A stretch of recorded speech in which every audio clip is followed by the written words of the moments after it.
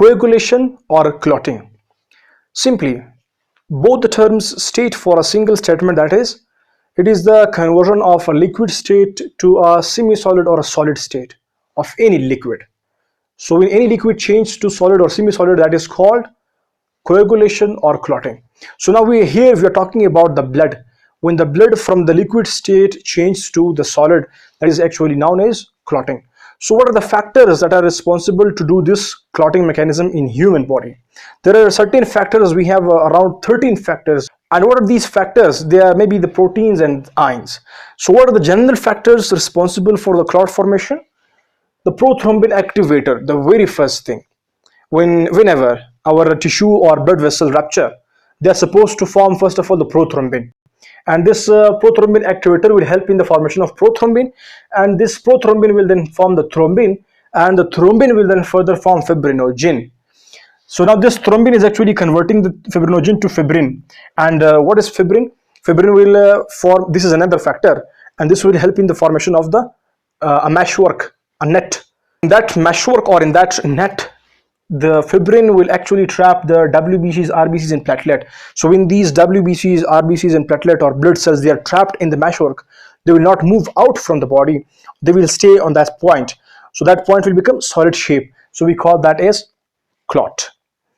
So regarding the coagulation cascade, we have two types of cascade. One is intrinsic and one is extrinsic. So what is the difference between these two?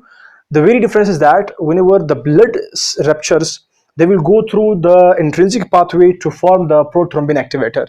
And when the tissue ruptures, then what will happen? They will go through the extrinsic pathway and they will produce the prothrombin activator. Those prothrombin activators will activate the prothrombin, and then thrombin will be produced, and this thrombin will convert the fibrinogen to the fibrin.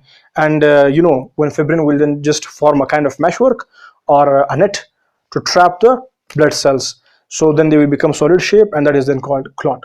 So coming to the point, when the blood vessel ruptures, so the collagen fibers are exposed. Blood vessels inside the blood vessel we have endothelium here, and here we have subendothelium. So here are the collagen fibers. When the blood vessel ruptures, the collagen fibers will be exposed, so which will then trigger the factor number 12, Hagman factor. And this factor number 12 or Hagman factor will activate factor number 9, which will activate the factor number 10. This number 10 factor, when it is activated, this activated factor number 10 will activate factor number 5 and calcium. These three, when they combine together, they will produce the prothrombin activator. And the rest of the story is same. Prothrombin activator, it will produce the prothrombin, and prothrombin will then produce the thrombin, then fibrinogen, then fibrin, and fibrin will produce the loose kind of meshwork in which the blood cells will be trapped then. So as in the starting it is loose, the very important factor known as number 13, this will just tighten this fibrin meshwork, and at the end what will be formed? Clot will be produced, means then the blood will stay there, will solidify there. We call that as clot. So this is the intrinsic pathway. Now in the extrinsic pathway, what happens? The tissue gets injured, and this injured tissue will release thromboplastin, which is also known as factor number 3, which will take the help of factor number 7, means it will activate the factor number 7. This activated factor number 7 will come and will activate the factor number 10, and again activated factor number 10 will take the help of number 5 and calcium. These all when combined together, they will produce the prothrombin activator. And again the story is the same.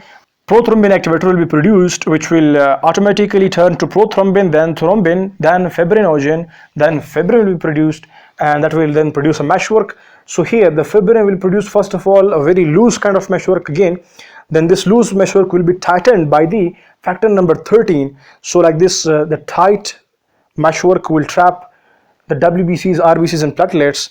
Like this, what will happen? The blood cells will come here when it will be trapped on the specific injured tissue, and we call that is now clot. Why? Because blood is now changed from the liquid to a kind of solid state.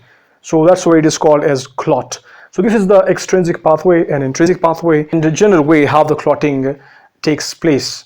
So if you have any kind of question regarding the topic till now, you can drop that in the comment box. We'll come for the answers. Thank you for watching.